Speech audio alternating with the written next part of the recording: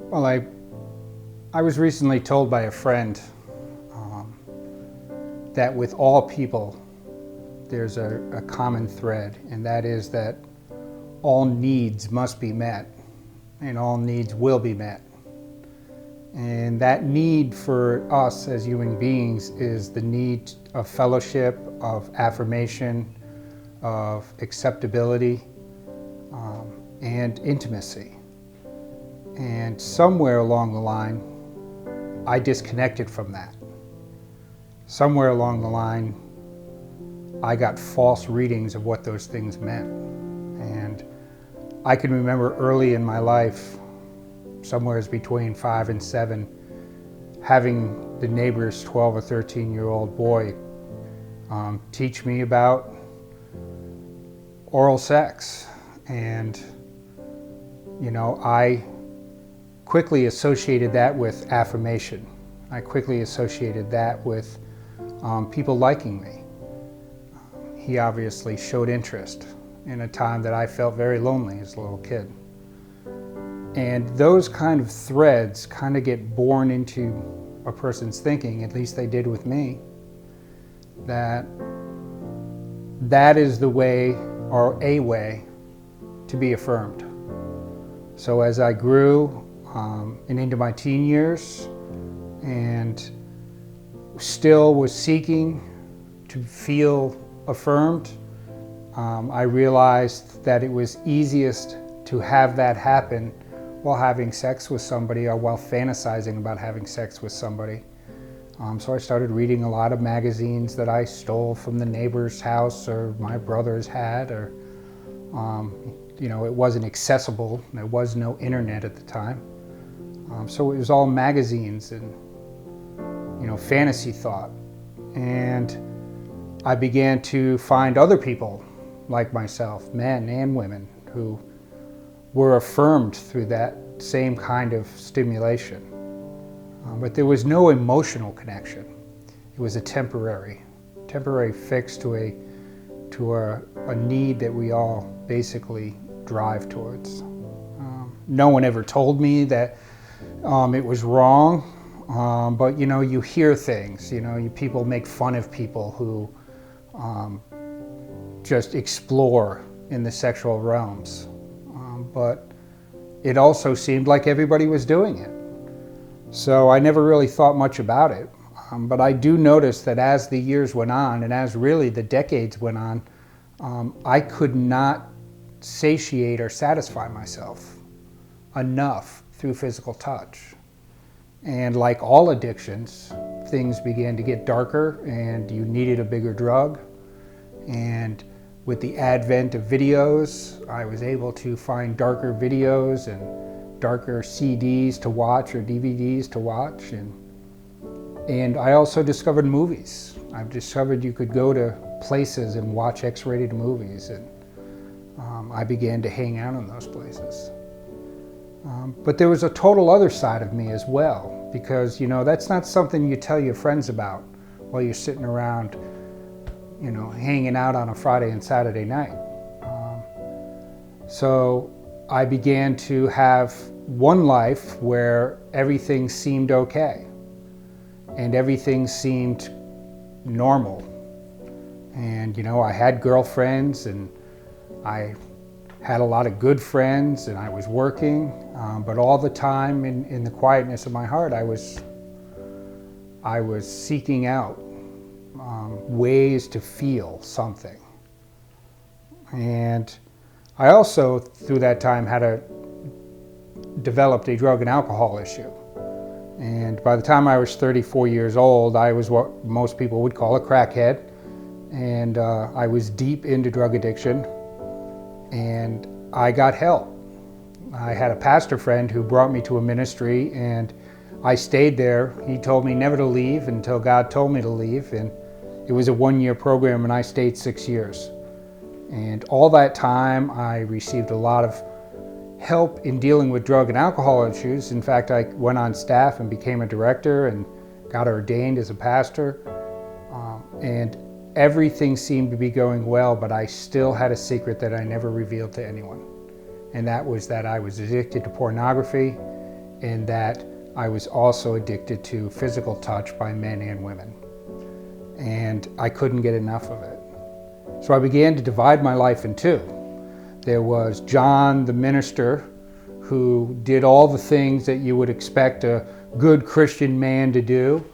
And I was involved with men's groups, and I was leading men's groups, and I was preaching on Sundays, and I was out on the streets ministering to people who had drug and alcohol issues, and I truly believe I was sold out for the things I was doing.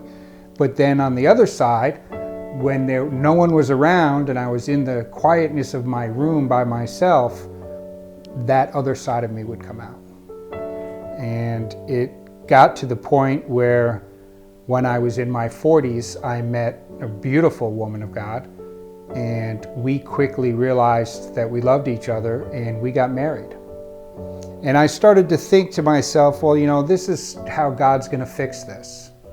God's going to give me a good wife, and I'm going to be able to stop obsessing over sex and pornography. But the reality is, it actually made it worse, because I didn't know how to be intimate all the time. And I'm not just talking about the physical side of intimacy with my wife, but I'm talking about the emotional and spiritual side of intimacy. I didn't know how to connect to her because, again, that old saying that all needs must be met and all needs will be met, and you either find the need to be met through the right way, or you find an object that will fill in. And I'd been seeking objects for so long that I didn't know how to normally connect with my wife on a spiritual and emotional being. It wasn't too long ago, a little over 2 years ago, my wife and I were both in full-time ministry, and I was a pastor and she was a worship pastor, and we really believed that that was the place that we were going to retire at. And all the time I was still struggling with sexual addiction. And I was so brazen in my thoughts and so separated in the two lives, the John the pastor and John the sex addict, that I really believed that anyone I ever ran into in the chat rooms or in a movie theater, what would they say? They were there too. And I became so brazen that I was posting on Craigslist to meet people. And somebody saw me, and somebody recognized that it was me, and they turned me into the pastoral staff. And they sent the actual postings to them. And I quickly denied it, and they believed me. I said somebody was out to get me, but my wife never let go. She knew something was wrong. And it was about 3 weeks later, I confessed to my wife under duress. It wasn't a confession of will, it was a confession of desperation. And our world blew up. I was obviously asked to step down as pastor. The church fired my wife by guilt by association. Our marriage was on the brink, and we lost everything, or seemingly we lost everything. And then a friend reached out to me who happened to be a therapist, and he's the one that told me that, you know, you can get help for these kind of things. And he told me about a place called Hope Quest here in Georgia that helped pastors and their families and lay people and people in general come and get help. There was no assurance that I'd ever be a pastor again, but there was certainly an assurance that I could get help. So my wife and I, not having anywhere else to turn, packed up our belongings and left Florida for Georgia. And we came here for just a season, we believed. And we've been here 2.5 years now. And through 2.5 years of intense individual counseling, marriage counseling, and going to group therapy, our group programs, I've begun to change my life around.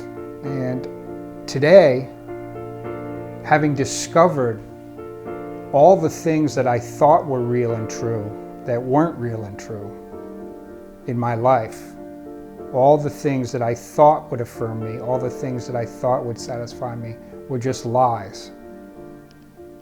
And learning how to redo my wiring in my head to think what the real truth is, I can say today that my marriage is better than it's ever been. I am a more authentic man than I've ever dreamed I could be. For the first time in my life, I'm free. There is no secrets that I'm not afraid to talk about and expose. And God has seen fit to restore my marriage with my wife. And I believe that, you know, there is help for anyone. Of course, I know in my faith that God is a big part of that. But not everybody's a Christian. And I don't want you to think that if you're not a Christian that you can't get help. The process of realizing that the things we thought we knew and learning about what the things that are real and true is not a Christian thing. It is a human thing. And I think that everybody owes it to themselves. Drug addict, sexual addict, food addict, workaholic are just people who think their life is good. Really think about what you get your affirmation from. Really think about where you get your satisfactions from. Because it just might be that everything you've always thought isn't really true.